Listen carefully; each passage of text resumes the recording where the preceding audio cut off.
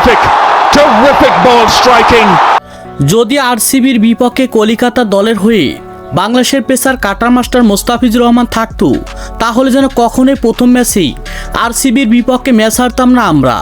উপস্থাপকের করা কঠিন প্রশ্নে একই বলল অ্যান্ড্রু রাসেল, আর যেটাই কিনা সামাজিক যোগাযোগ মাধ্যমে একেবারে ভাইরাল। হ্যাঁ দর্শক, বিস্তারিত জানান পুরো ভিডিও জুড়ে। দেখা গিয়েছে আইপিএলের প্রথম ম্যাচে আরসিবির বিপক্ষে মাঠে নেমেছিল কলিকাতার মতো শক্তিশালী দল। আর কলিকাতা দল আগে ব্যাটিং পারফরমেন্স করতে নেমে যেন ওপেনিং পজিশনে একেবারে দলকে হতাশ করেছেন কুইন্টন ডি কক।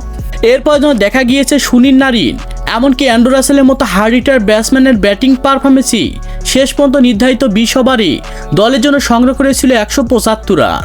আর সেই রান টার্গেটে ব্যাট করতে নেমে যেন আরসিবির ব্যাটসম্যানরা ফিল শর্ট, এমনকি বিরাট কোহলি কি হার্ড হিটিং ব্যাটিং পারফরমেন্স করল রে বাবা, একেবারে অনায়াসে ম্যাচ জিতে গেল কলিকাতার বিপক্ষে। আর আরসিবি অবিশ্বাস্যভাবে ম্যাচ জেতার পরে যেন উপস্থাপকের করা কঠিন প্রশ্নে অ্যান্ড্রু রাসেল বলেন, যদি কাটার মাস্টার মোস্তাফিজুর রহমান আমাদের কলিকাতা দলের হয়ে থাকতো তাহলে যেন আমাদের দলের জন্য কিছু একটা করতো কাটার মাস্টার মোস্তাফিজুর রহমান। আর মোস্তাফিজুর রহমানকে দলে ফেরানো অতি তাড়াতাড়ি দরকার, তাকে ছাড়া কখনোই যেন কলিকাতার ম্যাচ জেতা সম্ভব নয়। আর সেটাই কিনা সামাজিক যোগাযোগ মাধ্যমে একেবারে ভাইরাল। তো দর্শক, আপনারাও কি চান কাটার মাস্টার মোস্তাফিজুর রহমান কি কলিকাতা দলে?